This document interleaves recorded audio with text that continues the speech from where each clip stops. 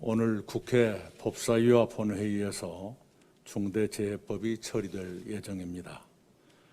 여야가 어제 법사위 법안 소위에서 노동계와 경제계, 시민사회 등의 의견을 고루 들어 조정하고 만장일치로 합의한 내용입니다. 그러다 보니 노동계, 경제계 양측의 반발을 받고 있습니다. 당 내외 의원님들의 의견도 분분합니다. 그러나 부족하지만 중대재해를 예방해 노동자의 생명과 안전을 지키는 새로운 출발로 삼고 앞으로 계속 보완 개선해 가기를 바랍니다. 어려운 법안을 여야 합의로 마련했다는데 일단 의미를 두고 싶습니다. 의견이 분분한 사안을 조정하고 합의하는 것이 의회 민주주의의 힘입니다. 그러나 그러다 보니 양쪽 모두 만족스럽지 못한 결과를 낼 수도 있는 것이 의회 민주주의의 한계이기도 합니다. 이것을 서로 인정하면서 책임 있게 처리에 임했으면 합니다. 생활물류법, 아동학대처벌법 등도 처리해 이번 임시국회가 사회적 약자의 삶을 지키는 민생국회로 잘 마무리되도록 최선을 다해야겠습니다. 어제 이 자리에서 검찰개혁 특위를 열었습니다. 특위의 보고를 보면 검경 수사권 조정이 1일부터 시행돼 검찰의 직접 수사 건수가 4분의 1 이하로 줄었는데도 수사 인력은 전혀 조정하지 않았다고 합니다.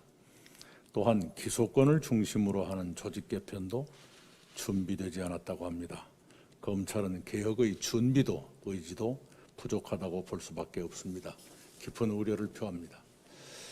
검찰개혁특위는 검찰을 견인하며 추가 과제를 신속하게 추진해 나갈 것입니다. 검찰에 대한 민주적 통제가 제대로 작동하도록 할 것입니다. 검찰도 시대의 변화와 국민의 요구에 부응해 주기를 바랍니다. 종합주가지수가 어제 사상 처음으로 3,000포인트를 돌파했습니다.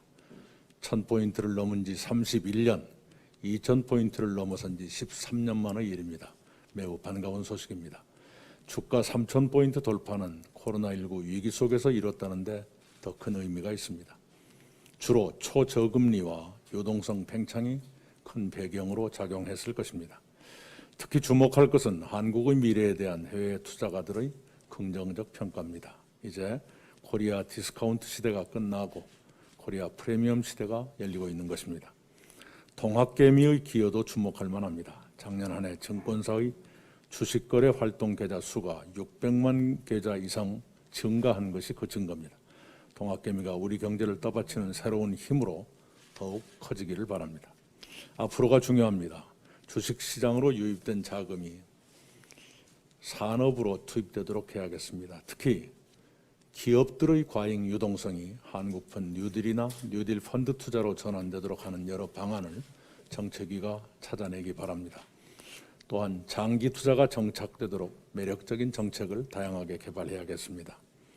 우리 당은 주식시장이 국민 재산 증식의 무대가 되도록 한국판 뉴딜의 성공, 미래산업의 육성, 금융혁신, 규제혁파 등에 최선을 다할 것입니다.